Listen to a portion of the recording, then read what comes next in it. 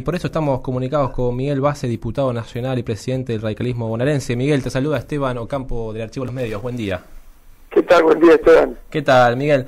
Bueno, se aprobó el día jueves la reforma tributaria en la provincia de Buenos Aires con respecto al campo, y el radicalismo se pronunció en contra de este proyecto de ley. ¿Por qué se han pronunciado en contra, Miguel? Bueno, en realidad porque creemos que el aumento de los impuestos en la provincia de Buenos Aires, sobre todo el impuesto a los ingresos brutos, nos parece que es cargar sobre las espaldas de los contribuyentes bonaerenses un problema que tiene que resolver el gobierno. En realidad es cierto que la provincia de Buenos Aires está atravesando por una situación compleja desde el punto de vista financiero, pero también es cierto que la provincia o el gobernador de la provincia no quieren discutir nunca cuáles son las causas de esa situación. En realidad, en la provincia tenemos una muy mala administración desde el punto de vista financiero. Esto nosotros lo venimos advirtiendo desde hace tiempo, pero además es notorio. Por ejemplo, en el verano el gobierno de la provincia de Buenos Aires gasta sumas fenomenales de dinero en grandes recitales, en publicidad, que tiene por único objeto instalar y cuidar la figura del gobernador de provincia, pero que no le dan ningún beneficio a los habitantes de la provincia. De hecho, en el verano se contrató a Julio Iglesias, a Montaner, grandes recitales en la playa, y a los 2 meses viene el gobernador a decir que no tiene plata para pagar los sueldos y que necesita aumentar los impuestos. Claro. A nosotros la verdad es que esto nos parece hasta desubicado, porque además sabemos que alguien me puede decir, bueno, pero con lo que gastó en los recitales, lo que gasta en publicidad, no le alcanza para resolver la situación financiera de la provincia. Y es cierto, pero tiene que ver con la actitud de despilfarrar lo que no tiene. Entonces me parece que... Sí, Miguel, te quería decir, perdón que interrumpa, con respecto a esto que mencionás vos del gasto que tiene la provincia, con respecto a recitales, por ejemplo, que hay un derroche de dinero del gasto público, también se mencionó que el decreto que firmó Daniel Scioli con respecto al revalúo del inmobiliario rural, no se hacía un cambio en este tipo de impuesto al inmobiliario rural desde 1955, es decir, que estaba como muy retrasado. Eso es cierto que la evaluación de los campos en la provincia de Buenos Aires está muy retrasada, pero también es cierto que hay una ley que determina cómo debe hacerse ese revalúo, que no se respetó en este caso. Debe constituirse una comisión integrada por los municipios y analizar en profundidad cuál es la situación de los campos de cada región de la provincia. Pero además, con este tema del revalúo en particular, lo que nosotros planteamos es otra cuestión, porque es cierto que el campo puede hacer un aporte más importante en este momento en concepto de inmobiliario rural, que es el impuesto que cobra la provincia. Ahora, con el tema del revalúo, lo que se hace es cobrar más inmobiliario rural, pero fundamentalmente posibilitar a la nación que cobre mucho más impuestos a los bienes personales. Y ese es un impuesto nacional.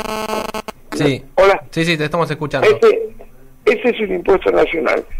Y la verdad es que desde este punto de vista, nosotros lo que le hemos dicho al gobernador, que es tiempo de que discutamos con la nación la distribución de recursos, porque el gobierno nacional se queda con una fenomenal cantidad de recursos que corresponden a las provincias. En la década del 80, por ejemplo, las provincias retenían, administraban el 53-54% de los recursos y el gobierno nacional el 45% más o menos.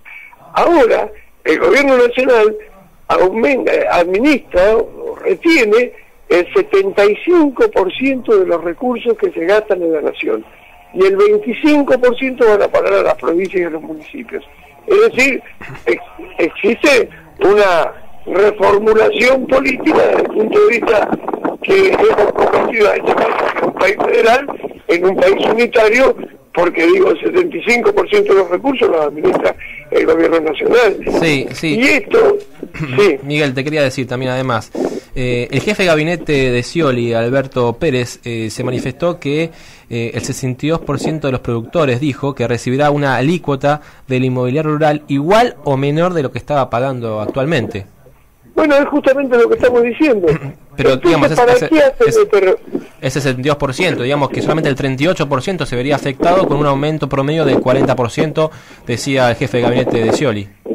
Del inmobiliario rural. Sí, exactamente. Solamente el 38% del campo de la provincia de Buenos Aires se vería afectado con esta reforma y que pagaría en promedio un 40% más al actual valor. Eso en concepto de impuesto inmobiliario rural. Sí. Pero el revalúo, como ya lo decía recién, lo que hace es posibilitar el impuesto de los bienes personales, que es un impuesto nacional. Entonces lo que va a pasar es que, como bien dice el propio gobierno, va a tener un incremento relativo en concepto inmobiliario rural en la provincia, pero como la provincia revalúa, le da un valor distinto, superior a la tierra en la provincia de Buenos Aires, el que va a tener un peso importante va a ser el impuesto a los bienes personales, que es un impuesto que cobra la nación. Y si por eso yo decía recién, como este tema de la distribución de los recursos, es decir, el gobernador de Buenos Aires, en lugar de reclamarle a la nación los fondos que le corresponden a la provincia, lo que hace es revaluar las tierras de la provincia, con lo que la nación va a incrementar la recaudación en la provincia de Buenos Aires a partir del esfuerzo de los bonaerenses y sin distribuir este dinero como corresponde. Sí. Por eso es que me parece que está equivocando el camino y tiene sin ningún lugar a dudas que ver con la relación que existe entre Scioli y el kirchnerismo.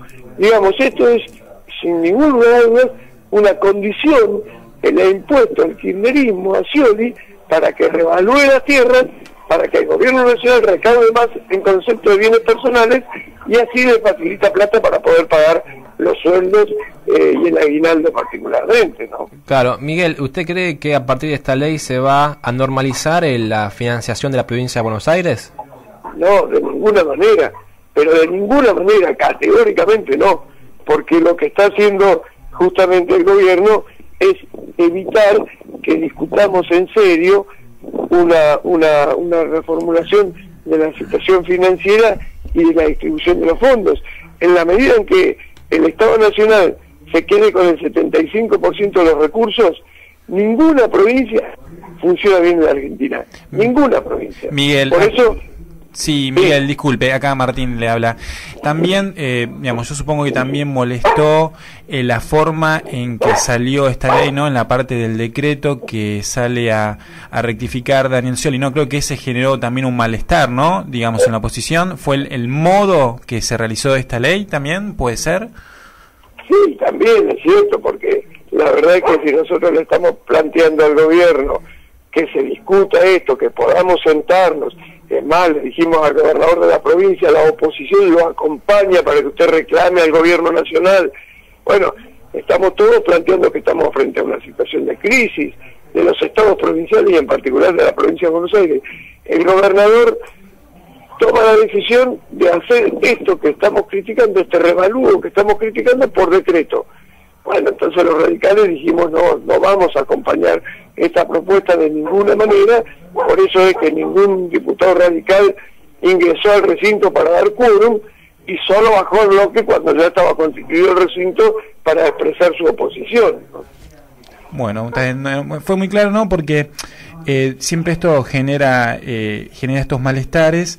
Y bueno, está bien, fue una clara posición de la Unión Cívica Radical, ¿no? Miguel, para ir cerrando, una última pregunta. ¿Cómo está hoy en día el bloque de radicalismo, teniendo en cuenta que Leopoldo Moreau dijo que hay un golpe de mando interno porque está medio encontrado con Alfonsín, Ricardo Alfonsín? Sí, lo que pasa es que allí justamente hubo... A partir de este tema, justamente, a partir de esta discusión, a partir del hecho de que el gobernador pretendiera aprobar el revalúo por decreto, hubo una diferencia de posiciones. El presidente anterior había hecho público, Sano había hecho público que si el revalúo salía por decreto, bueno, entonces el radicalismo podía asistir a la sesión, y esto fue rechazado por la mayoría de los diputados radicales, que además interpretaron adecuadamente, esa mayoría de los diputados radicales interpretó adecuadamente la posición del partido, la posición que había decidido el partido, y por eso es que se dio una discusión dentro del bloque y se planteó, bueno, rediscutir la conducción del bloque. Pero me parece a mí que, bueno, estas son discusiones internas de los bloques que se dan con naturalidad, cuando en todo caso la mayoría del bloque no se siente representada por el presidente, se producen estos cambios, pero esto no tiene por qué dramatizarse, esto no tiene por qué fracturar al bloque. Al contrario, cuando pasan estas cosas, bueno, el presidente que ha perdido, digamos, representatividad del cuerpo, de la mayoría del cuerpo, debe dar un paso al costado, y todos deben ir trabajando juntos como corresponde en cualquier cuerpo colegiado que en definitiva elige de entre sus pares alguien que lo presida mientras sea representativo del conjunto, ¿no? Bien, bien. Miguel, le queremos agradecer por esta comunicación, estamos comunicados hasta cualquier momento. Muchas gracias. Bueno, no, muy amable, gracias a ustedes. Hasta luego.